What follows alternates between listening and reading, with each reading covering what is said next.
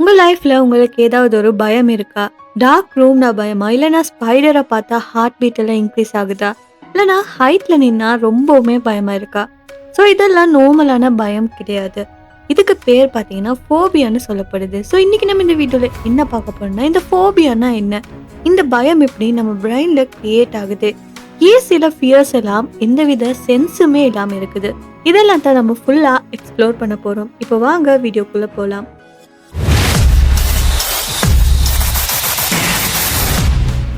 முதல்ல இந்த ஃபோபியானா என்னன்னு சொல்லி பார்க்கலாம். ஃபோபியானா சாதாரண விஷயத்துக்கே அதிகமா பயப்படுற மனநிலைன்னு சொல்லலாம்.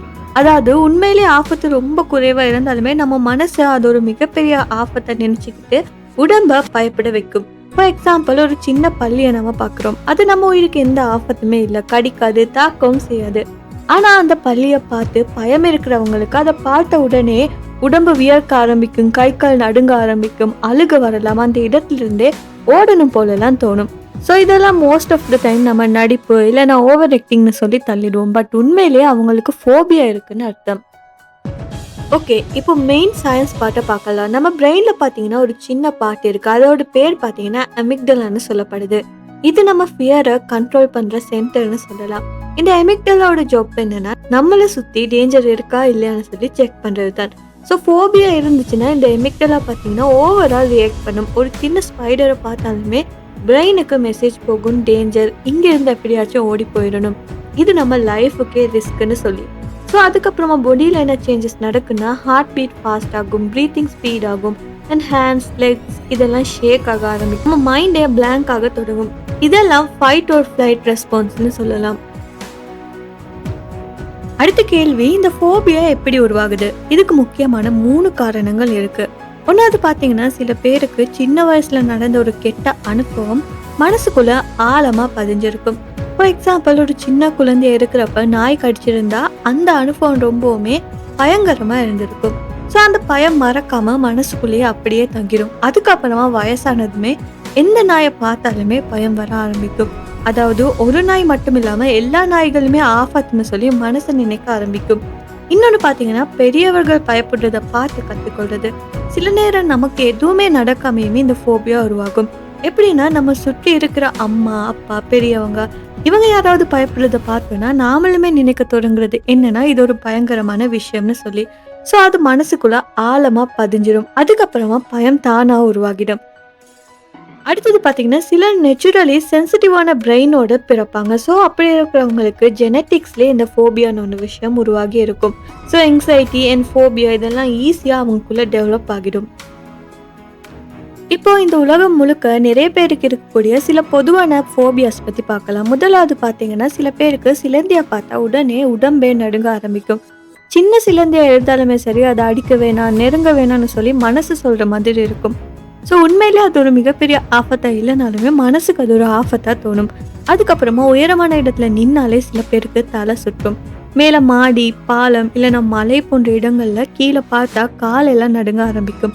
விழுந்துடுவோமோன்னு சொல்லி மனசு பயப்பட ஆரம்பிக்கும். சில பேருக்கு மூடப்பட்ட சின்ன இடத்துல இருக்க முடியாது. லிஃப்ட், சின்ன அறை இல்லைன்னா ஜன்னல் இல்லாத இடம் இங்கெல்லாம் இருக்கிறப்ப அவங்களுக்கு மூச்சு அடைக்கிற மாதிரி தோணும். உடனே வெளியே போகணும்னு சொல்லி மனசு துடிக்கும்.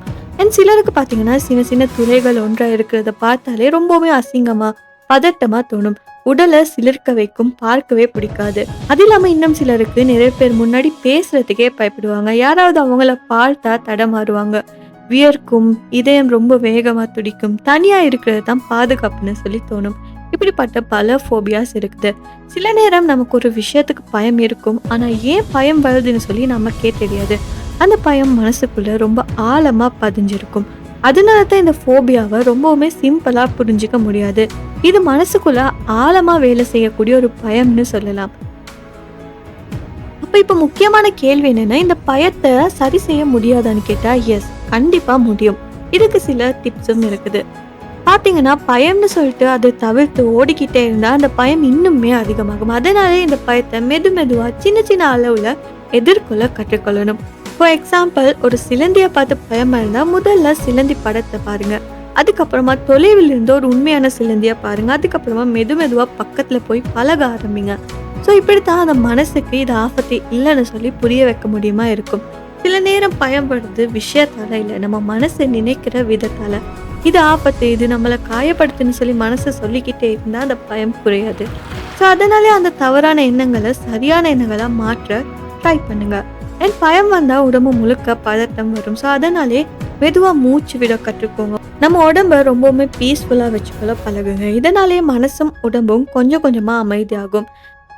ஸோ இந்த ஃபோபியாஸ் எல்லாம் ஒரு சின்ன விஷயம் தானே, இல்லைன்னா ஒரு முட்டாள்தனமான பயம் இதெல்லாம் சொல்லிக்கிட்டு அந்த பயத்தை நம்ம புறக்கணிக்க கூடாது. மனசு நலமும் உடல் நலமும் எப்படி முக்கியமோ அதே மாதிரி தான் இதுவுமே. பிரச்சனை இருந்தால் அது சரி செய்ய முயற்சி பண்ணணும். ஸோ கைஸ், ஃபோபியானா ஒரு வீக்னஸ் கிடையாது, இது ஒரு பிரெயின் சயின்ஸ்னு சொல்லலாம். உங்களுக்கு ஏதாவது ஃபோபியா இருந்தால் கமெண்ட்ல ஷேர் பண்ணுங்க. அண்ட் இந்த வீடியோ பிடிச்சிருந்தா மறக்காம இந்த வீடியோவை லைக் பண்ணி ஷேர் பண்ணி மறக்காம நம்ம யூடியூப் சேனலையும் சப்ஸ்கிரைப் பண்ணிக்கோங்க.